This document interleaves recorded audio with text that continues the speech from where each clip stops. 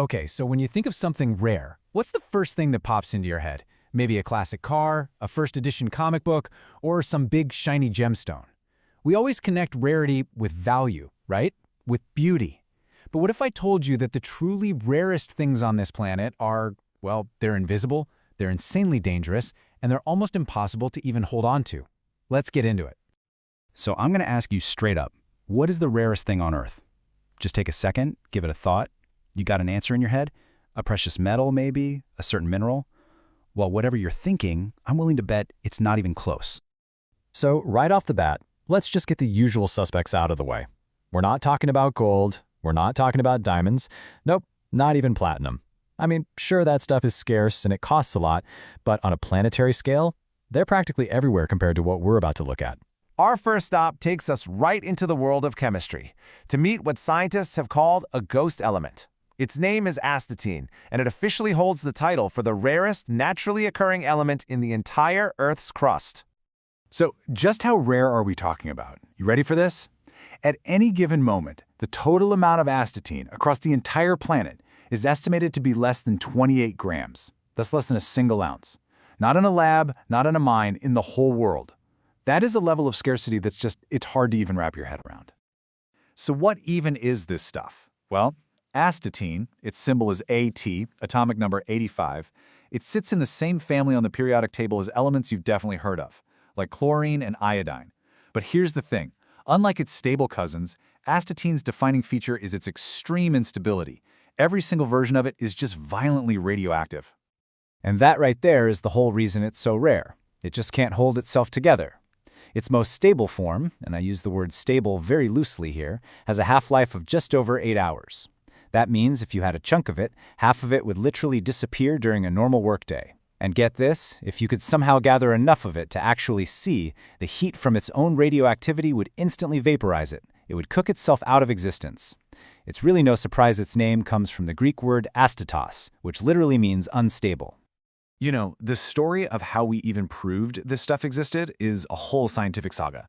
Mendeleev, the guy who invented the periodic table, he knew there was a missing piece way back in 1871. But for decades, the search was full of dead ends and false discoveries, people claiming they found it and naming it abaminine or dakin, only to be proven wrong. It wasn't until 1940 that a team at UC Berkeley finally managed to create it in a particle accelerator, proving at last that this ghost element was real. All right, so that's rarity because of instability. But now, let's pivot to our next contender. We're moving from an element that's rare because it can't hold itself together to a substance that's rare because the universe itself will not let it exist here. We are talking about antimatter. You know, the whole idea started out as this beautiful, elegant bit of theoretical physics. Back in 1928, a physicist named Paul Dirac suggested that for every particle that makes up you, me, and the chair you're sitting on, there should be a perfect mirror image particle, an antiparticle, a perfect symmetry built into the laws of nature. So what is it? Just think of it as matter's evil twin.